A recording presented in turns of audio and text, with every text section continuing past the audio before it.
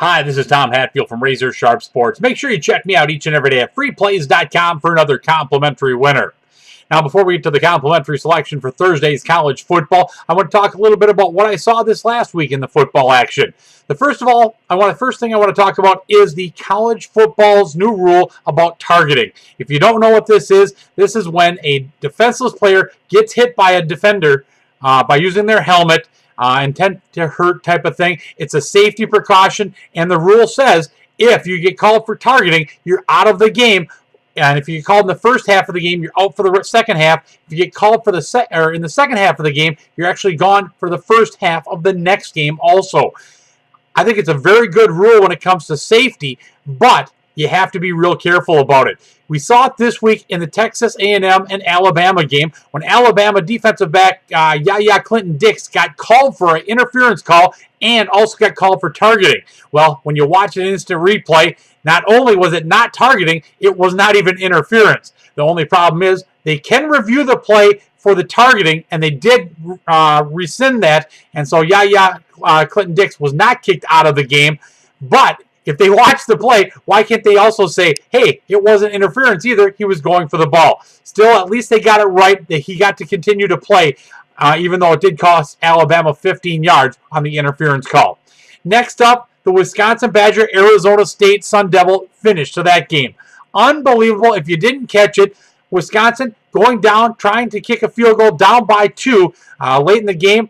They have 18 seconds to go. They have no timeouts left. Their quarterback kneels on the ball in the middle of the field to set up for the field goal. Then was going to spike the ball on the next play, but it took 14 seconds for the referees to give them the okay to snap the ball. By the time they snapped the ball to down it and stop the clock had expired. You could have thought that the referees could get together and say, hey, there was a problem with this, especially because Arizona State did have a player jump on that ball after it was knelt, which delayed the start of the next play, and they should have had the opportunity to attempt to kick the field goal. Now, the Badgers might have got an advantage play just before that on a replay of a 50-yard play that they got down the sideline, where I do believe the kid stepped out of bounds about the 50. They said he didn't, or they couldn't see that he did, and they ended up getting the ball down to the 25.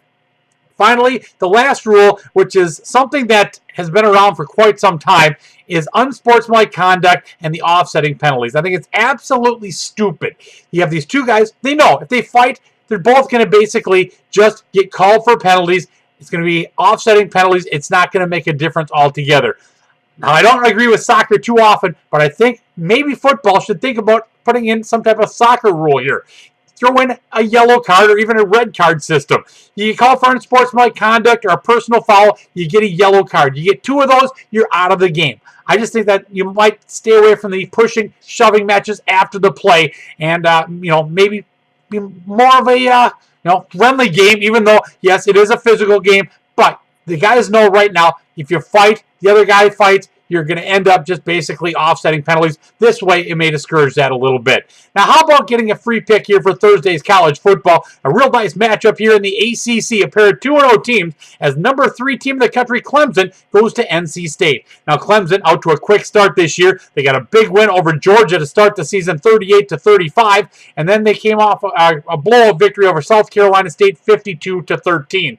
Taj Boyd, Sammy Watkins and company can put up plenty of points here. NC State, on the other hand, also 2-0, both home victories. Louisiana Tech, they started off the season opener with a 40-14 win over them. Then they struggled a little bit against Richmond, beating them just 23-21. Now, both these teams, of course, being the Thursday game, have about a week and a half to prepare for this. Last year when they got together, it was a huge shootout game, with Clemson winning the game 62-48. Taj Boyd had part in 8 touchdowns, over 500 yards of total offense. The year before that, NC State at home knocked off Clemson 37-13. Either way, plenty of points are scored.